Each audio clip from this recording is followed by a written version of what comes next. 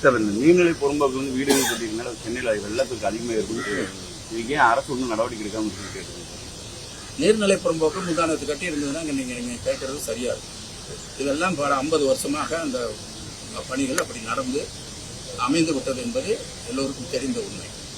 ஆனாலும் கூட இந்த நீர்நிலை புறம்போக்கு என்பது ஒரு சரியான ரெக்கார்டோடு இல்லாமல் இருந்தது. இதெல்லாம் நிறைய ஆய்வு பண்ண வேண்டியிருக்கு. நீர்நிலை இருந்திருக்கும், நமக்கு கண்ணுக்கு தெரியாது நீர்நிலை, ஆனால் ரெக்கார்டில் அந்த மாதிரி இல்லாமல் இருந்தது. இப்போ லேக் ஏரியான்னு இருந்தது, அதுக்கு என்ன அர்த்தம்? ஆனால் இன்னைக்கு லேக் ஏரியாவில் தண்ணி நிற்குது. இது மாதிரி பல பிரச்சனைகள் இருக்கிறது. அதெல்லாம் மொத்தமாக எடுத்து மாண்பு முதலமைச்சர் அவர்கள் ஆய்வு செய்கிறார். இப்பொழுது சென்னை மட்டும் அல்ல, சென்னையில் ஒரு இடம் பாதிச்சிருக்கிறது, அந்த இடத்த மட்டும் ஆய்வு பண்ணுறது. மொத்தமாக சுற்றி இருக்கிற 4 மாவட்டங்களையும் இணைத்து தண்ணீர் எங்கெங்கே இருந்து வருகிறது. இது வந்து திடீர்னு வருஷம் நடக்கிற விஷயம் அல்ல.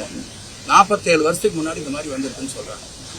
அதோடு அது ஒரு மழையின் காரணமாக வருவதாக இருந்தால் சமாளிச்சிருக்கோம்.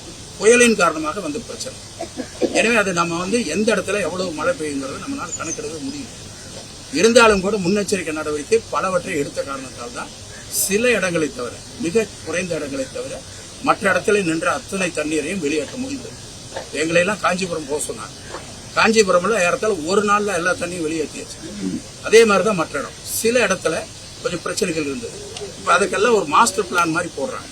இப்போ காஞ்சிபுரத்தில் துவங்கினா தண்ணி எங்கிருந்து வருது, எந்த வழியா வருது, அந்த தண்ணீர் போய் கடல்ல கலக்கிற பொழுது ஏற்படுகிற பிரச்சனை, இது எல்லாவற்றையும் ஒருங்கிணைத்து அதற்கான திட்டத்தை மாண்பு முதலமைச்சர் அவர்கள் இப்பொழுது உருவாக்கி கொண்டிருக்கிறார்கள். இன்னொரு கேள்வியோட கேட்கிறாங்க, ஏற்கனவே 400 கோடி 500 கோடி செலவு பண்ணாங்களே. அதாவது அந்த பணிகள் நடந்து கொண்டே இருக்கிறது. ஒரு 70-80% நடந்து இருக்கிறது. அது 100% அந்த பணிகள் முடிந்தால்தான் அது வெற்றிகரமாக இருக்கும்.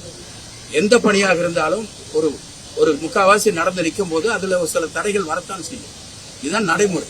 ஆனா அதெல்லாம் செய்யறதுக்கு உண்டான அத்தனை வேலைகளையும் செய்து கொண்டிருக்கிறார்.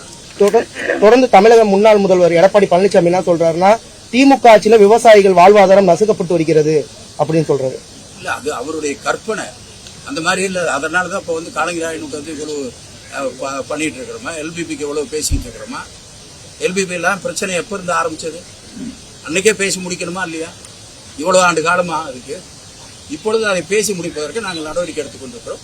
விவசாயிகள் என்ன எதிர்பார்க்கிறார்களோ அந்த நடவடிக்கை எடுப்பதற்கு மாண்பு முதலமைச்சர் அவர்கள் தயாராக இருக்கிறார்கள். அதை மிக கவனமாக பார்த்து செய்து கொண்டிருக்கிறார்கள். அடுக்குமாடி குடியிருப்புல அடுத்த பணிகள் எல்லாம் முடிஞ்சிருச்சு. அங்கு தண்ணீர் கொண்டு வருவதிலையும் அந்த சாக்கடை நீரை வெளியேற்றுவதிலும் அங்கு அந்த பணி சரியாக முடியவில்லை. அது அங்க குற்றம் சொல்றதுக்காக நான் சொல்லல. ஒரு திட்டத்தை போடுகிற பொழுது கட்டடத்தை கட்டு முடிச்சால் போதாது. அந்த கட்டடத்தை கட்டி முடித்த பின்னாலே இந்த தண்ணீர் எங்கே கொண்டு போவது, அங்கே தண்ணீர் எங்கிருந்து கொண்டு வருவது, அதுக்கெல்லாம் ஒரிஜினல் திட்டத்திலே இருக்கணும். அது இல்லை. இப்ப அதுக்காக நாங்க வேற ஏற்பாடு பண்ணி லாரியில கொண்டு அந்த மாதிரி பண்ண வேண்டிய அவசியம் இருக்கு. அதனால எந்த ஸ்கீம் போட்டாலும் அந்த ஸ்கீமுக்கு A to Z அத்தனை திட்டமும் அதுல அடங்கணும். அது அடங்கல அதுல. அதனாலதான் இந்த பிரச்சனை. ஆனால் அதை செய்வதற்கு நாங்கள் ஏற்பாடு செய்கிறோம். செய்திகளை உடனுக்குடனும் துல்லியமாகவும் தெரிந்து கொள்ள சப்ஸ்கிரைப் பண்ணுங்க.